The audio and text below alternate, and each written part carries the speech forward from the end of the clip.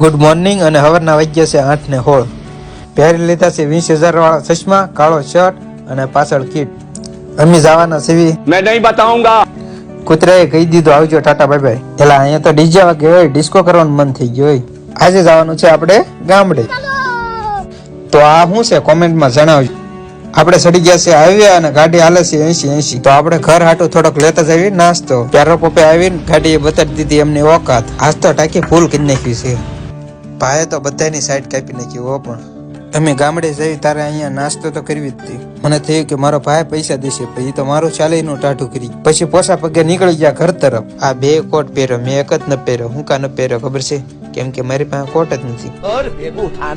પછી ગામમાં એન્ટર થયા તા તો બકરાએ અમારું સ્વાગત કર્યું. લેવા પછી મેં એને ગદી ગદી કઈ નીકળી ગયા વાડી તરફ. એમાં અમારો વાડીનો રસ્તો બેકાર રસ્તો હો. પણ આ કાળે નામ શું છે ખબર?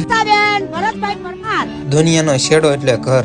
ઘરે ગયા તા તો જમવાનું તૈયાર જ હતું. બાજરાનો ભઠ્ઠો અને દાળ. અને આ છે આપણી વાડી. ઘરે ગયો તો વેવાનું તો ખડ. સારું વેવું તો પડશે.